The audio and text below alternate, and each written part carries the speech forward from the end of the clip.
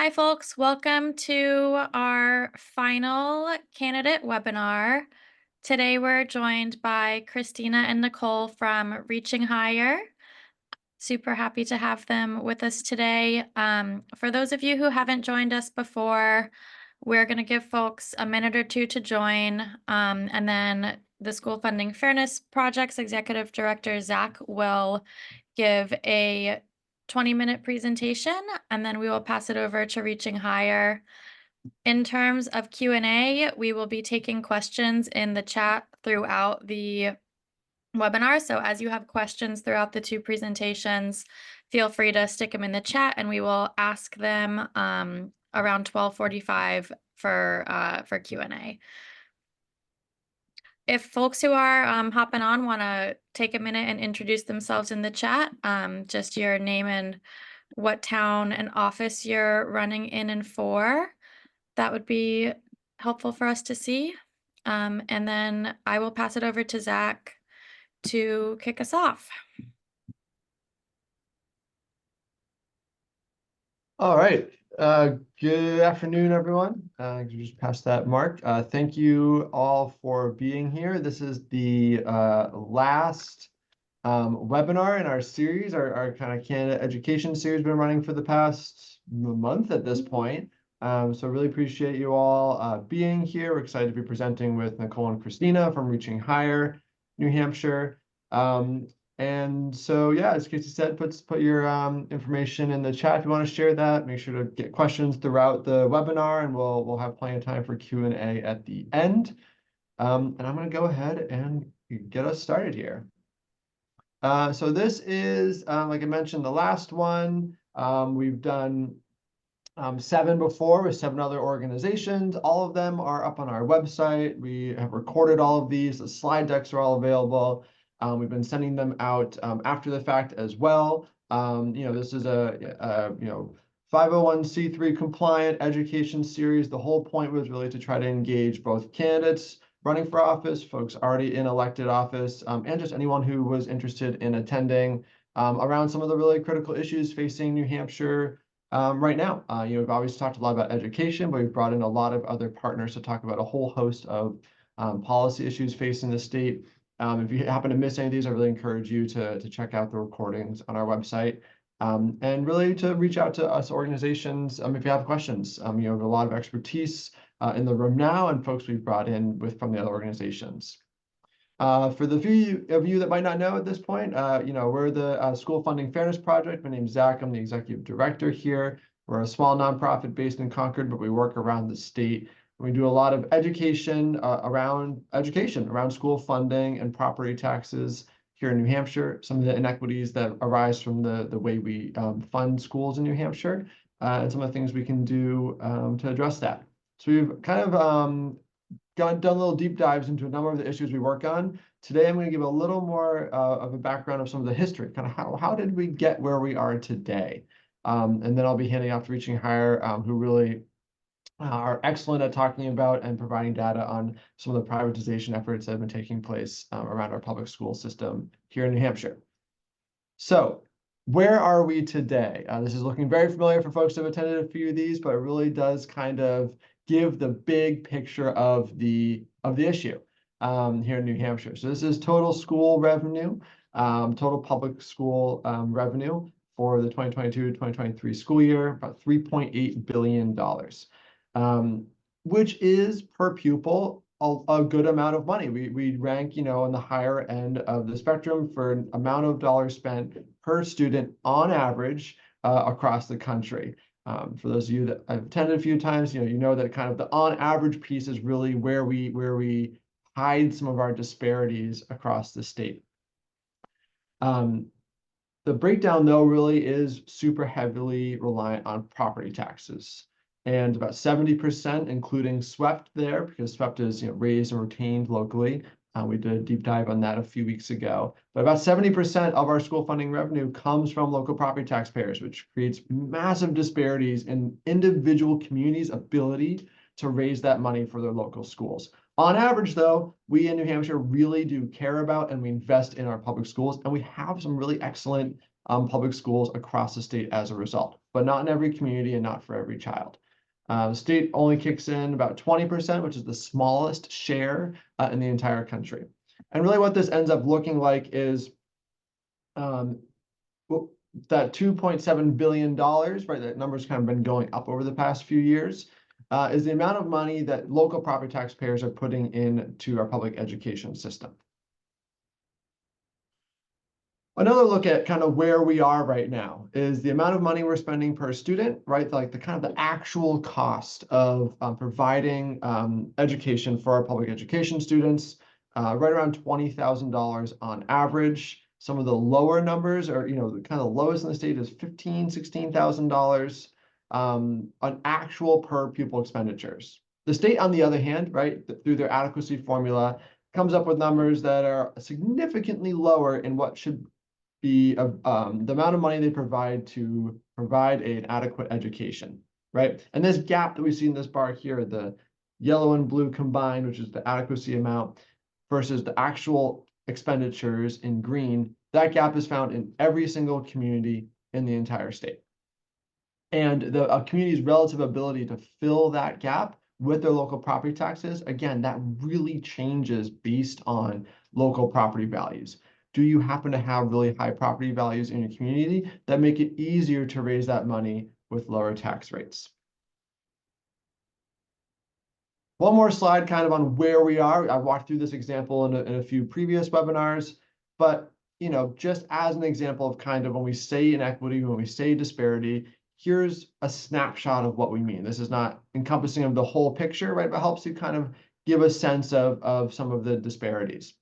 We have a high school in Portsmouth, significantly higher proficiency scores, higher graduation rates, able to pay higher teacher salaries, right? And yet keep the local property taxes significantly lower than the public high school in Claremont. And, really, we kind of are asking this question, like, why can't we? What about our system is not allowing students in Claremont to have access to the excellent education in a place like Portsmouth, for example? And what elements in Claremont are working and what are more of a struggle for the local communities, right? We really want to be striving towards having more of our students, more of our public school students have access to really excellent education that is available in some parts of the state. So how did we get here? We've been asked that question for a long time in New Hampshire, and these disparities have kind of existed for decades to a degree. Our work kind of dates back to, or kind of like is based in some of the rulings that came out of the Claremont lawsuits. You may have heard of these. So in the 90s, at 5 school districts, as well as 8 taxpayers and parents and 5 students. Not many people know that the Claremont lawsuits, named because the Claremont school district was the first named plaintiff, also included students and taxpayers. They sued the state, effectively saying, hey, the amount of money you're not giving us to fulfill our public education obligation to pay for schools, which is a public good, it's not enough. It was a back and forth 7-year-ish lawsuit series. I'm not doing the entirely justice in just a minute here. But there were 2 main rulings, 2 main kind of principles that came out of the Claremont 1 and the Claremont 2, Supreme Court rulings at the New Hampshire Supreme Court. The first is that the state of New Hampshire does, in fact, have this duty to pay for the cost of a constitutionally adequate education for every K through 12 student. And remember, this is the Supreme Court taking this lawsuit, looking at our New Hampshire Constitution and interpreting the Constitution, that's the role they play, and saying, we think that the Constitution does say that the state has this duty to pay for that constitutionally adequate education. The second main principle that came out of that was specifically about, this was for Claremont 2, so this was the second round of lawsuits in the late 90s, how the state goes about paying for that. And they said, to the extent that the property tax is used, right, it must be equal in valuation and uniform in rate throughout the state.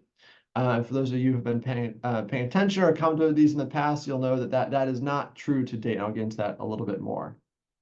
Now, this word adequate education is an unfortunate term just because, that's not really how we use adequate in kind of everyday speak right now. But they really went into depth and kind of defined this in the 90s. It was not a limited definition, right? It was way more expansive, future oriented, right? They said it's not just reading, writing, arithmetic, right? We're looking at what do students in, the coming century, right? What do they need in the next 10 years, 20 years, 30 years to succeed in whatever world they're graduating into, which as the justice is right now in the 90s, we don't know what that looks like, but this is future oriented, right?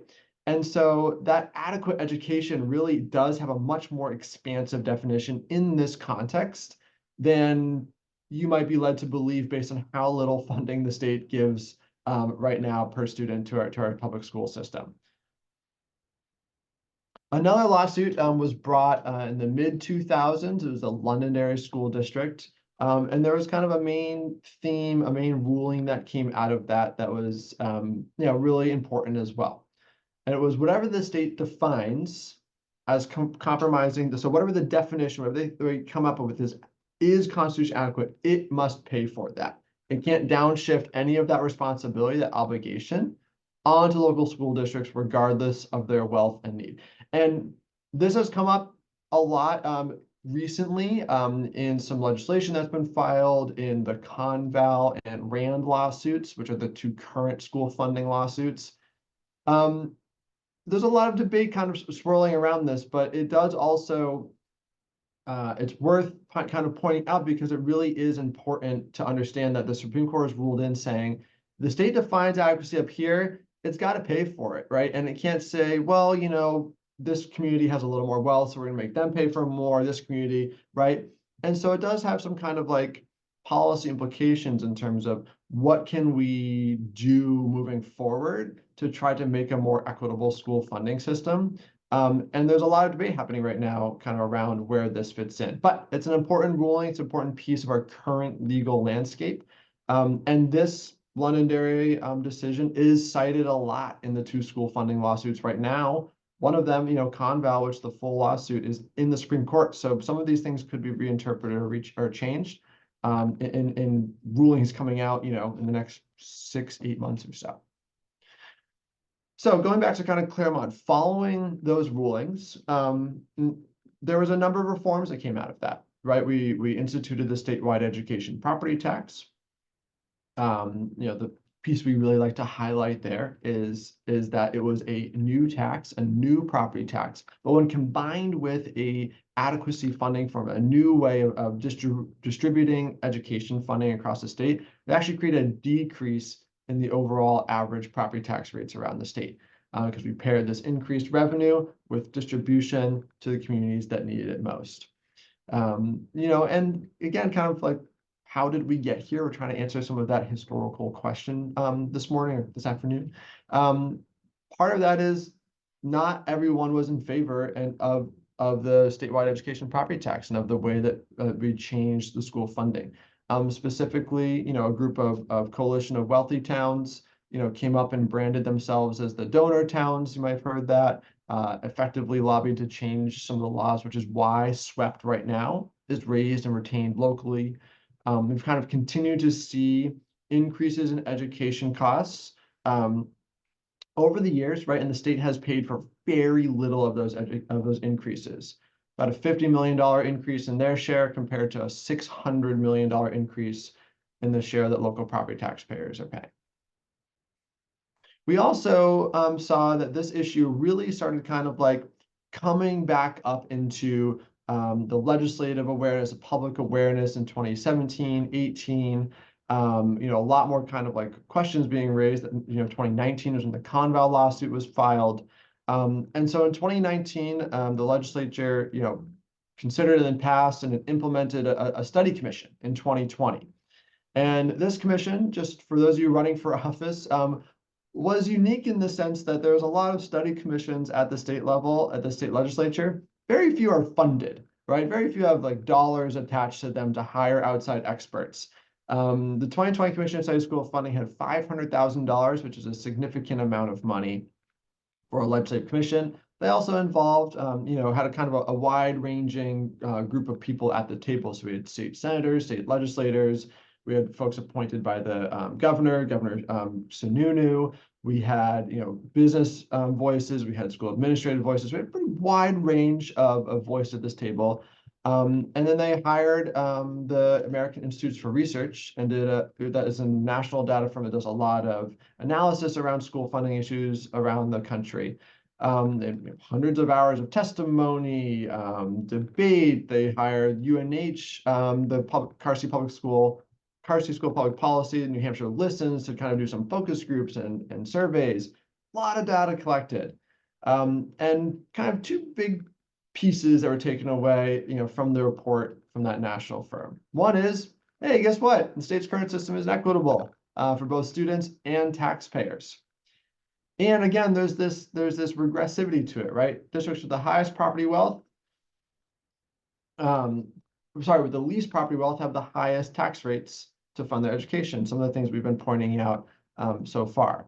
And also that there's this negative relationship, right? So in general, districts that have, in general, more students navigating poverty, which we measure with free and reduced price lunch rates here in New Hampshire, have lower outcomes. And so this was kind of, not really groundbreaking, but it was a updated, a lot of data, a lot of potential ways to move forward, a lot of good questions to ask, a lot of good information to use for the legislature. This report was finished in the very end of 2020. So what happened, right, that next year, the next budget year?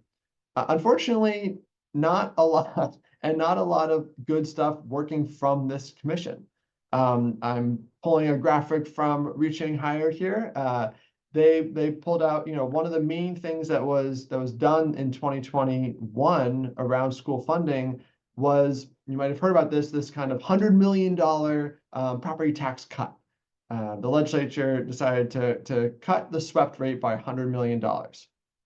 And Reaching Higher did a bunch of excellent analysis, and you can see the effect of that. Right, we have a broad base across the board tax cut. We also reduced this $47 million targeted property tax relief fund. And the impact was that, in general, communities with higher property wealth fare better, right? Because they were not benefiting. You can see here in Moulton Borough, right?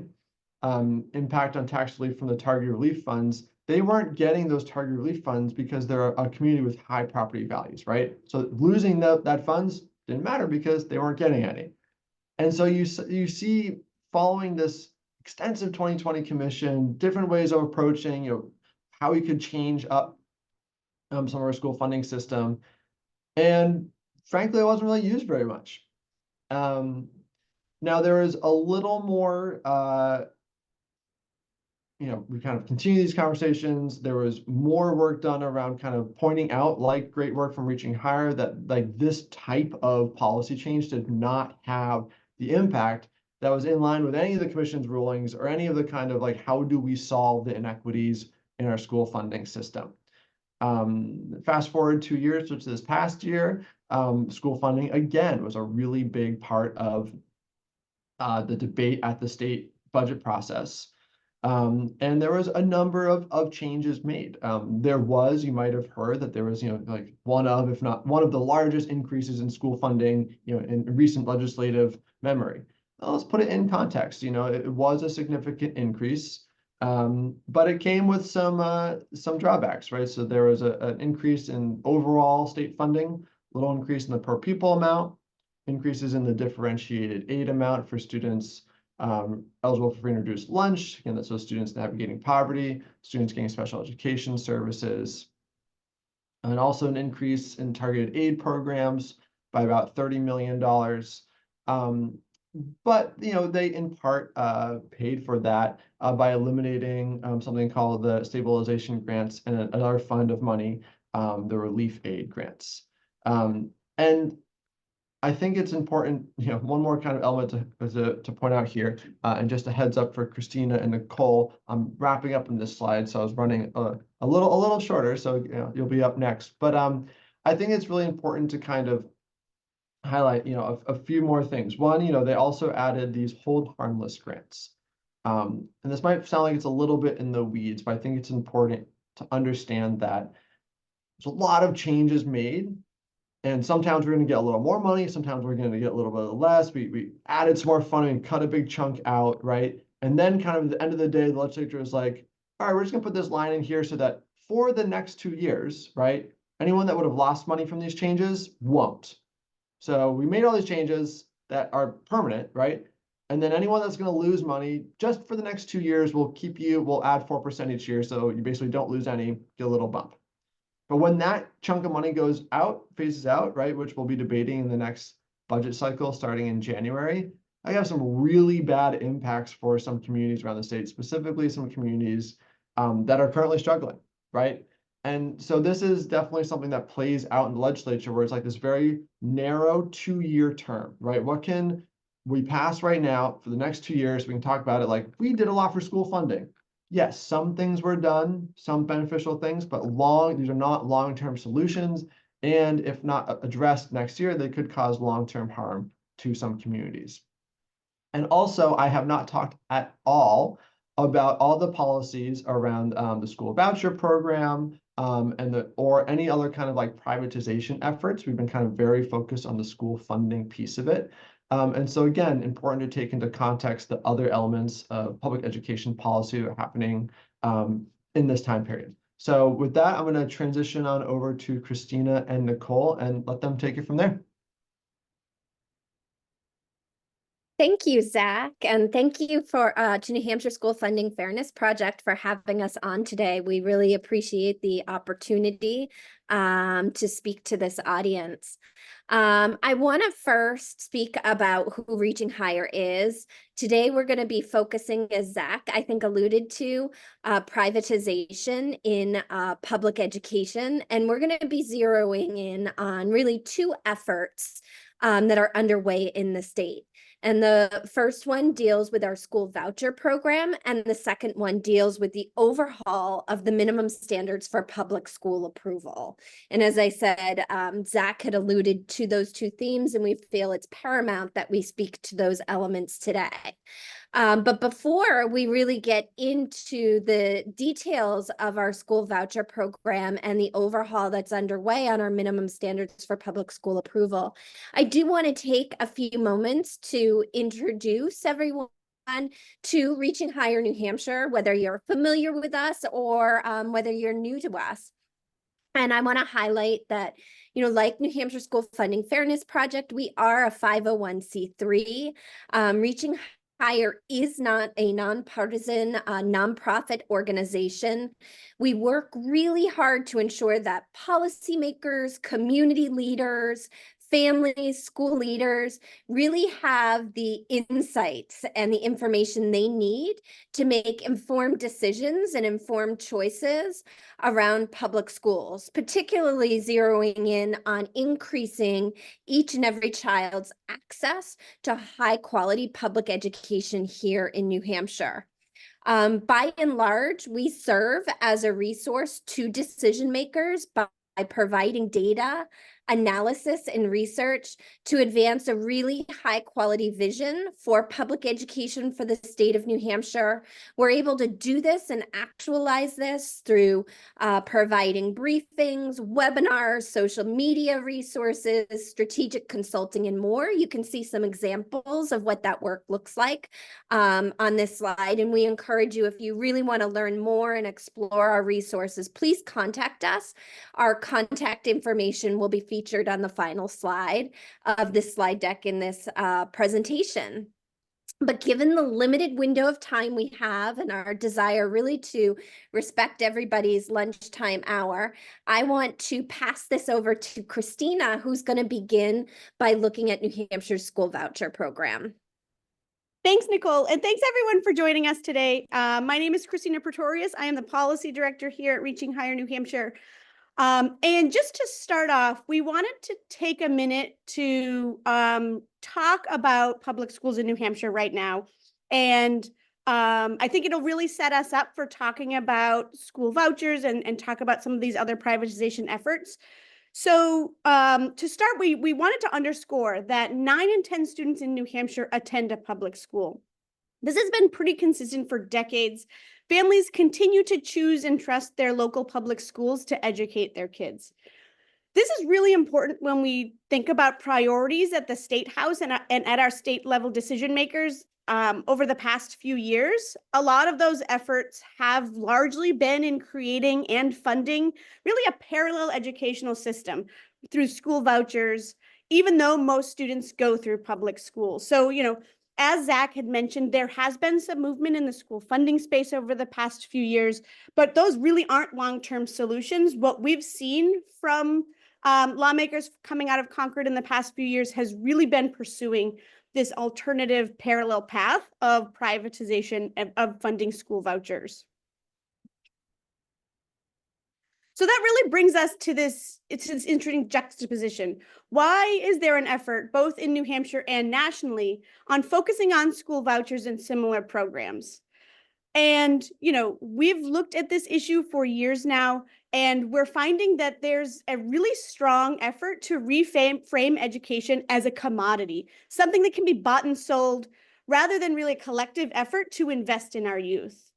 In New Hampshire, this has shown up as school vouchers, it's shown up as micro schools, pods, and even efforts from our New Hampshire Department of Education to undermine public schools through programs like Learn Everywhere, through the overhaul of the minimum standards for public school approval, and really by reworking what it means to be a public school. So today, in this time that we're here together, we're going to look at two prominent examples of that, and that is the New Hampshire statewide school voucher program and the department's efforts to overhaul the public schools minimum standards, which really would have the effect of lowering standards for public schools.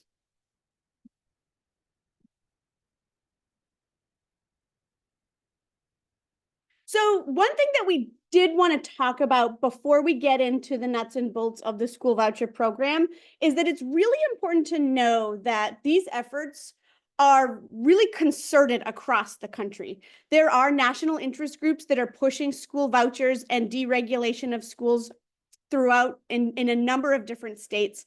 We've seen that repeatedly in New Hampshire. We saw a coalition of national interest groups, including Americans for Prosperity, Excel in Ed, Ed Choice, some of these other large national special interest groups having a heavy presence here in New Hampshire while lawmakers are considering these school voucher proposals. We saw them in 2018 when that idea started to evolve, started to pop up. We saw them here in 2021. And we see this continuing presence in our state capital of these interest groups, really pushing lawmakers to create these voucher programs and to expand them year after year. So, while there is some rhetoric in New Hampshire that these programs are designed for Granite State students, we know that they're really largely being driven by these special interest groups because we see the same talking points, we see the same messaging, we see the same research being presented state after state, we see the same boilerplate legislation proposals, those kinds of things. And so, we really do see this as a nationwide push for that commodifying of education. And so we just wanted to kind of set that ground framing to make sure everyone's sort of aware of what the influence of those national trends are when we're talking about the school voucher program.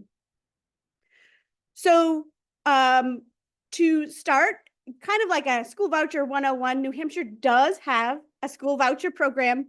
And in thinking about what is it, so school vouchers are government created programs that allow parents to receive taxpayer dollars, and they can use that funding to pay for private and religious school tuition, for homeschooling expenses, for higher education, for summer camps, for other education related things, transportation. There's a pretty extensive list of the allowable expenses. In New Hampshire, they're called education freedom accounts or EFAs. In other states, they may be called education savings accounts, things like that. But really, at the end of the day, all of those programs, regardless of what they're called, they're school vouchers. The program passed in 2021 as part of the state budget. There was overwhelming public opposition to the program, to the proposal. Really, thousands of people turned out for it. It was absolutely historic how many people turned out to oppose school vouchers. But at the end of the day, lawmakers did fold it into the budget. In terms of how it's funded in New Hampshire, the state funds vouchers through the Education Trust Fund, which is the same bank of money that the state uses to fund public schools. So really, in effect, what ends up happening is that school vouchers eat up funding that was designed for and allocated for public schools. One other thing that we do want to note is that the New Hampshire Department of Education outsources the program's administration and management to a New York-based company called the Children's Scholarship Fund. This is really important, and we'll talk about it in a couple of slides, but it significantly limits the accountability and transparency of the funds.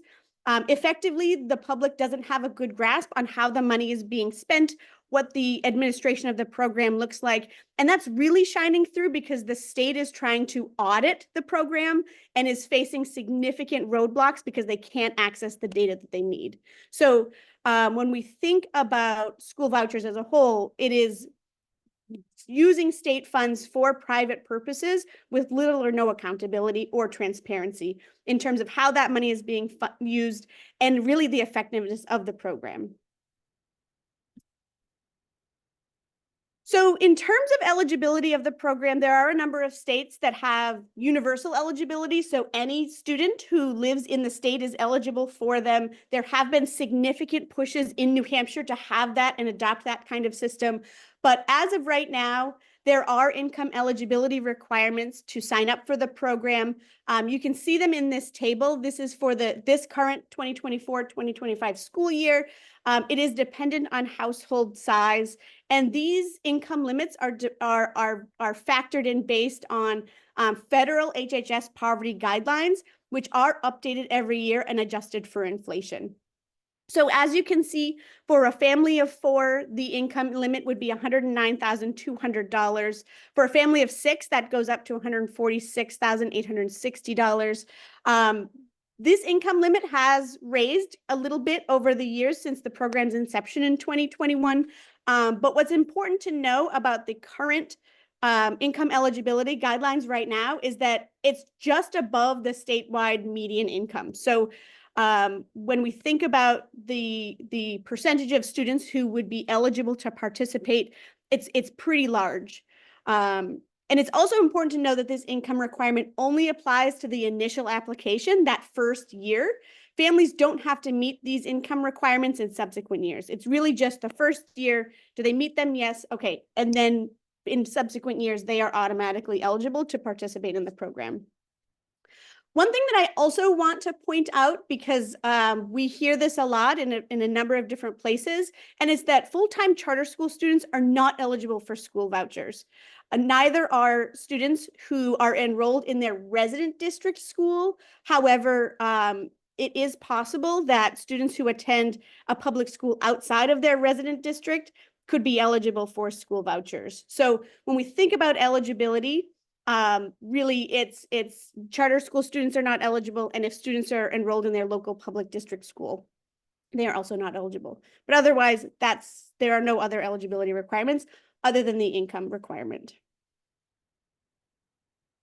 So tying this back to school funding and some of the stuff that Zach had said earlier, participation in the school voucher program has really exploded since it started in 2021. Last school year, the program cost almost $25 million in that year alone. And since 2021 has cost about $45 million plus.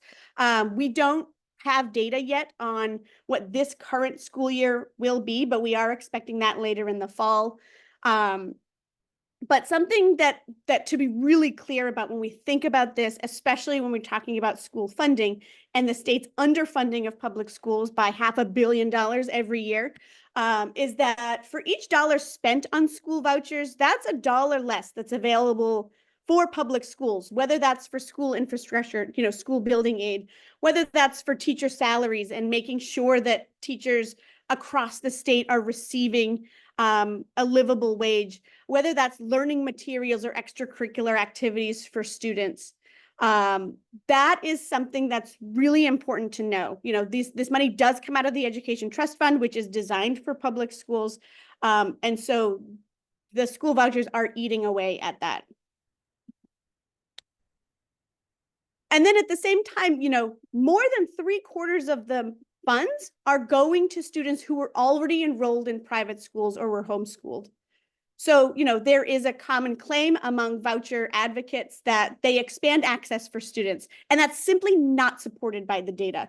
In reality, what we find both in New Hampshire and in other states that have voucher programs are that school vouchers actually subsidize the choices that parents have already made, that it doesn't, these funds are not going to students who, attended their public school but needed something else or that kind of thing, that these are really subsidizing those choices. And that point about expanding access is something that, we always try to hone in on, because it's been debunked time after time. Voucher advocates talk about expanding school choice and that kind of thing, but the data show, both in New Hampshire and nationally, that in fact, it's the school's choice. The school decides who to admit. They decide who to keep in their schools. School choice is really the school's choice when we're talking about school vouchers. And so this really is turning into more of a subsidy for families who have already made the choice to pursue private schools, to pursue homeschooling. And super briefly, we just wanted to touch on student outcomes, because that is a really critical component of this as well. There are the financial aspects, those concerns, but there are also significant concerns with the program's effectiveness. So when we look at student outcomes, I do want to begin by saying that right now there are no provisions in state law that give participating families, those who participate in the school voucher program, or the public any insight into the voucher program's effectiveness on student outcomes. All of that information is housed with the Children's Scholarship Fund and isn't available to the public or to lawmakers to determine if taxpayer funds are being used effectively. But, as we said before, school vouchers, they're not new. They're not unique to New Hampshire. We have decades of independent research from other states that have shown that students in school voucher programs experience significant declines in their academic performance. And that effect lasts for years. So, there's this common refrain of, well, it takes some time for a student to acclimate in a new school and that kind of thing. But that's not the case. That's not borne out in data, that students have significantly lower student outcomes in math, in reading, and that is persistent for years. And so what we see is that New Hampshire is paying for this program, but we have very little evidence of its effectiveness, and evidence from other states really suggests that school vouchers aren't doing, what they're not fulfilling that promise. That in fact, students who transfer back into public schools fare better than students who stay in school voucher programs. And studies show that investing in public schools is a more effective use of taxpayer funds than paying for these school voucher programs. And finally, I just want to wrap up in talking about school vouchers with a recent report from the New Hampshire Department of Education. A reporter, Gary Reno, a veteran journalist here in New Hampshire, recently reported on a compliance review that was done by the New Hampshire Department of Education. And that compliance review found that 1 in 4 voucher applications had errors, and those ranged from residency verification, income verification, to financial and academic need. So the state looked at 50 applications, and a quarter of those applications had inconsistencies. And then in fact, the Children's Scholarship Fund has to reimburse the state because of mistakes that they've made. Just to give a little bit of flavor and a little bit of color and detail behind that, 10% of the applications checked the only had a post office box. They didn't have any physical address, no residency documentation on file. Another application had a New Jersey and California address with no additional documentation. So, there are significant questions raised around the program's administration and whether it's complying with law. And the compliance review was only looked at 2 out of the 3 years, and it actually only looked at 50 applications. It's unclear if the department will open up the compliance review to the other 4,600 applications in those 2 years to see, is this a trend among all of the rest of the applications? We're not sure yet, but this is raising some significant concerns in the community. And so with that, I know that was a lot and it was really fast. So if you have any questions, please drop them into the chat, bring them up at the end. But I do want to kick it over to Nicole again, who will talk about another effort, which is the Department of Education's overhaul of the public school standards. Yes, thank you, Christina. And I will also add, as I neglected to introduce myself or my role at Reaching Higher at the top of the slides. My name's Nicole Highmark, and I am the Executive Director at Reaching Higher, New Hampshire. As we said at the top of the presentation, we're focusing on privatization efforts in our state's public schools. Christina, as you know, focused on the school vouchers, and now I'm going to walk you through another significant development that really is an attempt to privatize our public education system. And that is our New Hampshire Education Department has been pursuing a proposal that puts forward a significant overhaul of the state's minimum standards for public school approval. Oftentimes you hear of these rules referred to as the minimum standards or the 306s or the public school approval rules. All those titles are referring to the same set of rules, the ED 306s. And they are really the administrative rules that govern all public schools here in the state of New Hampshire. And at their core, at their essence, they are the foundational rules for our public schools and our foundational rules that all public schools must comply with. They are one of the most important, really the most significant ways the state can ensure that all students, regardless of where they live or what their background is, have access to really high quality public education. They tend to really be broad in scope, meaning they cover quite a range of topics, from the required school board policies that all school boards are required to adopt and enact and have in place in their schools, to instructional programs, to instructional elements, to teaching and learning. So their scope really is far-reaching. The New Hampshire Education Department's overhaul is about halfway through the rulemaking process right now. And really what the New Hampshire Education Department has proposed could redefine the vision for public schools here in New Hampshire and in each and every community of our state.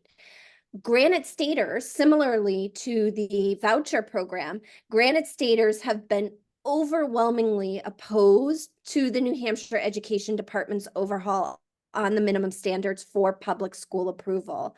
There have been well over 200 individuals, associations, organizations, nonprofits voicing concerns about how this proposal really truly would undermine our public schools and lower the standards for both teachers and students. And I think that's really important to highlight, that we are actually lowering the standards for students and teachers.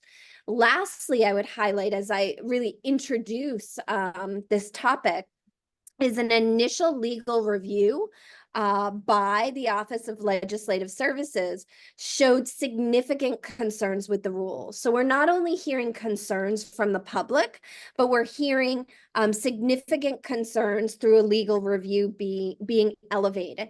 And those concerns really cite a couple of items. First, that the proposed overhaul is in conflict with existing law, that the proposed overhaul is contrary to the legislative intent, and that the proposed overhaul is not in the best interest of the public.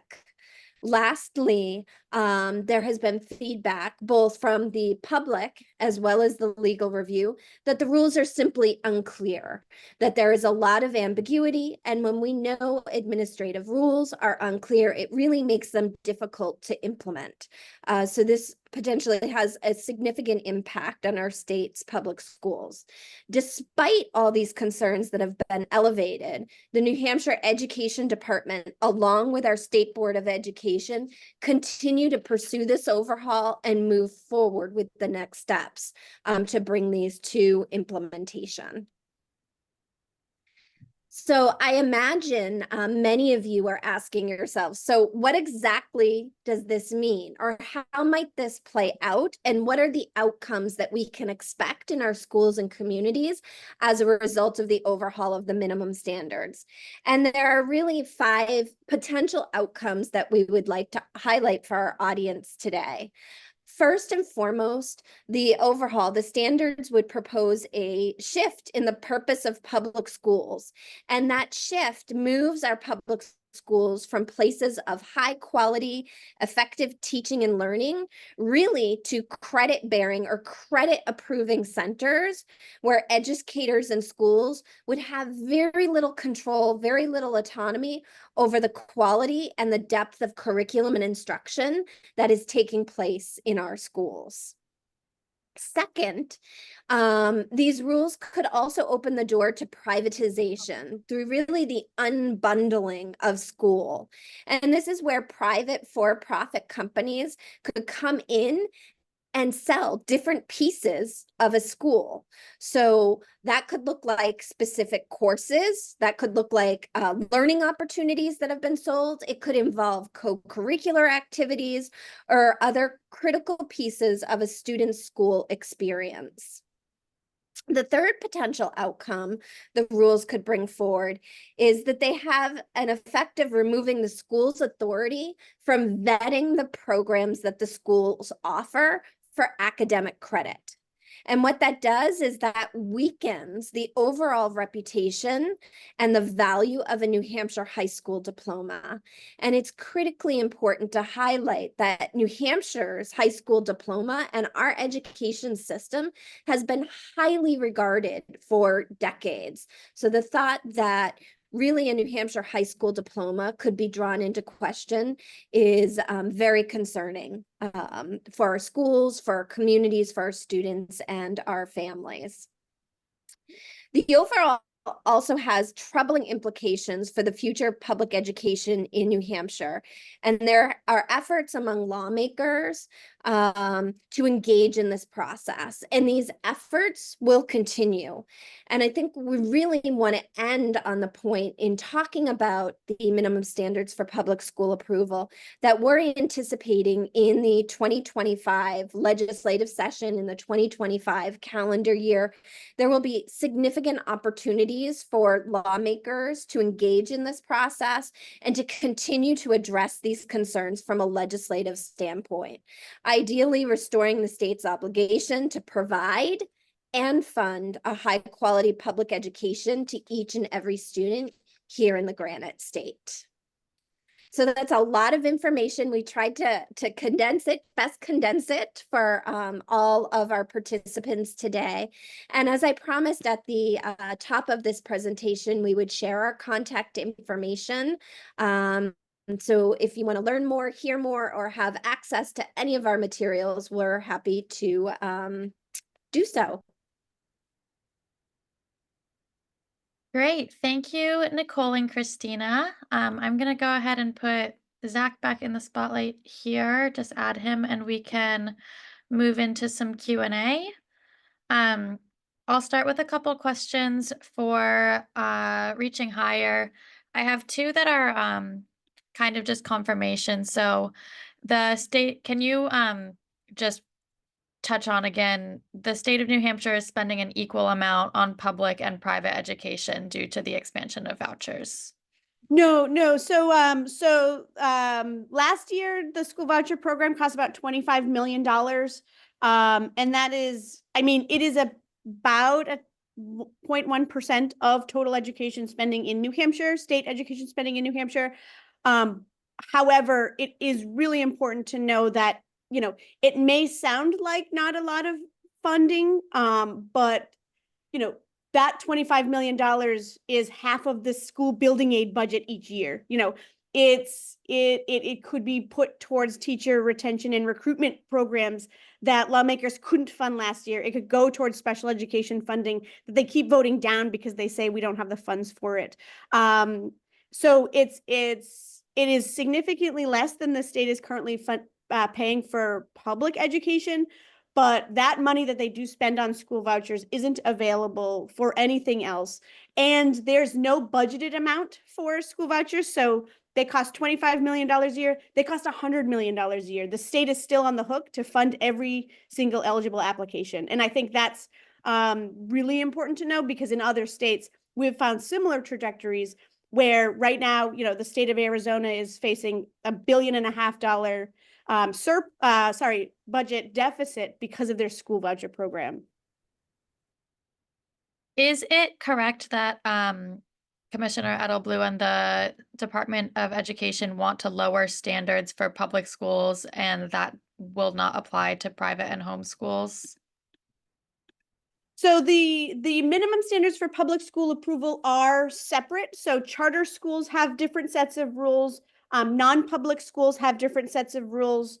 And so these are very different. And the changes that are happening with the proposed changes would only affect public schools, not charter schools, not non-public schools. Christina, can I just jump in for a moment? Because I think there's also another important point here. At Reaching Higher, we can't speak to anybody's wants, but when we look at the policy that's being proposed, we're looking at impact. So we can't speak to the wants and desires, but what we're tracking in this policy is the impact it will have when it's implemented. And I think that's a really important distinction. And I just want to be really clear from our nonprofit status that is how we lean into these issues. Great. Thank you for that clarification, Nicole. I have two quick questions about some of the data that was presented. The data presented on lower scores related to vouchers, is that based on national data or New Hampshire data? So that is based on, studies of states that have voucher programs. Because of the way that the New Hampshire voucher program works, we don't have any data on any students, good or bad, improved or not. We just don't have any data. Those findings were done from a number of different states, Indiana, Washington, D.C., a number of other states that have similar school voucher programs that actually track that student outcome data. Great. And do you happen to know the sources of the sources for some of the outcome statements that you provided off the top of your head? Yeah, for sure. I can send that to folks. Also, when you get the PDF, they're linked in there. So there's live links of the sources as well. Fantastic. Okay, thank you, Christina and Nicole. I'm going to move into some questions for Zach. Zach, would you like to talk a little bit about the amicus brief that has been discussed in the chat, and maybe just give a little summary of what the next steps for the lawsuits are? Yeah, so I will give a little context and then, found out about this amicus brief as a webinar has been going on. So obviously I've not read it yet, but someone messaged it to me and kind of sent me the summary paragraph. So I think I got a gist of it. One of the concerns, having just talked about the Claremont cases and kind of the foundational bar that they set, that the state has this constitutional obligation to pay for, define, an adequate education. One of our concerns throughout the process of the current lawsuits, the Conval and Rand lawsuits, is that the state would at some point basically try to say, you know what, Claremont decisions were wrongly ruled, and therefore the reason that we, the state, should be off the hook is because those decisions are wrong, right? So kind of like, and the one piece I've seen of the amicus brief that was just filed today is that a number of legislators, looks like 30 or so, are arguing that similar to the rationale taken in the Dobbs decision, we're kind of re-examining decades-old precedent, encouraging the New Hampshire Supreme Court to do the same with Claremont and say, you know what? That was wrong. You should re-examine that precedent because it's just causing harm. I don't know what arguments they're making to that degree. But this was something we were really concerned about, is that these lawsuits could result in the state, or in this case, people filing kind of on behalf of the state to overturn the Claremont precedent, instead of saying, how do we start to approach providing more funding for our public schools? And this is a really big deal to underscore it. Like this is a very challenging and troubling take. And kind of, I think, to go to Nicole's point, right?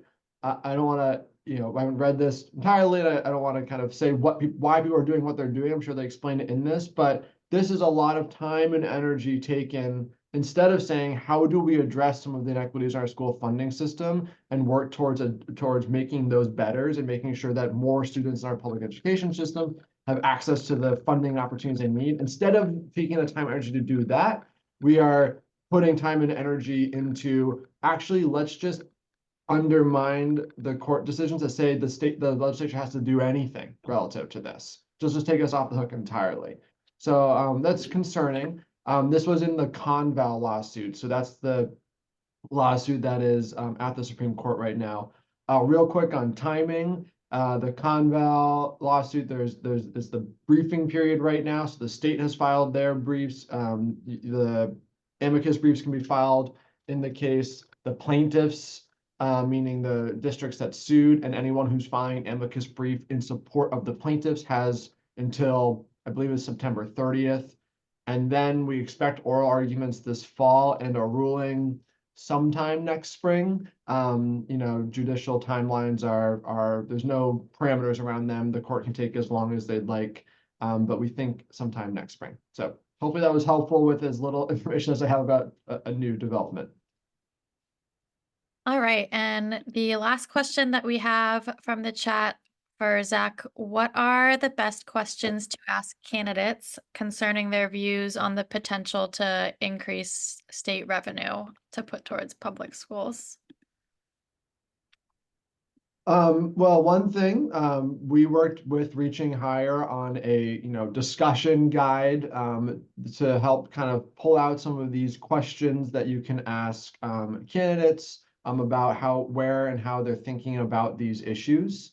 Again, to reiterate, neither of us support candidates, tell people how to vote. We don't engage in the electoral process in that way at all. But we have a little guide kind of giving you some more specific language if you want to have help around the wording around how to ask candidates about questions around school funding or vouchers or the Ed 306s.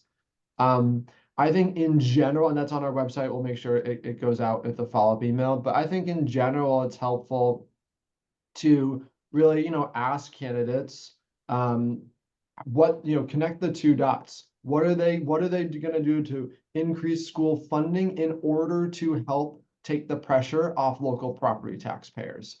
I think that's a good way to kind of make sure that they understand the whole picture, and that this is not just kind of like adding more money to the public school system necessarily. It's about making sure we're figuring out where that money is going to the communities and districts that need it most, and who's paying for it. And we're taking that into account, because there are some folks that are paying a lot more on their property taxes that really can't afford it. So I think kind of connecting the dots between increasing school funding from the state in order to relieve some of the pressure on local property taxes. All right, I think that is a good note to end on. So I will be sending this recording out with both slide decks to everybody who registered. And I just want to say thank you to everybody who's attended these webinars with us. We are really grateful for your participation and your interest in getting educated on these issues. We'll be sending around a little questionnaire with some points that we would like some feedback on. So if you've been with us for a couple of these, it would be really helpful if you answered a couple of questions to help us know how to improve these in the future. And Zach, I'll pass it to you to say a couple words just to close the series out. Sure. First, Nicole or Christina, anything you want to leave folks with? And I'm happy to kind of wrap up after that. No, I would just say thank you to everybody for attending today. Yeah, thank you. Awesome. Yeah, thank you both for doing this with us. Really appreciate it. And thank you everyone who's attended these. Again, we really hope that this is an opportunity to learn some more information and learn more about organizations and some of the areas that we all work in. So if you have really good questions like people have had, then follow up with us. Click through our resources. There's a lot of stuff on our websites. Reach out to some of the staff. You'll have a contact information. And please, if we send out a survey after, please let us know what went well, what you wish we had done, if the format worked well. Really, the goal here is, educational, to try to kind of break down some of these complicated issues in a relatively short frame. So thanks again for your time and attention, everyone. Really appreciate it. And hope you all enjoy the rest of your day. Take care.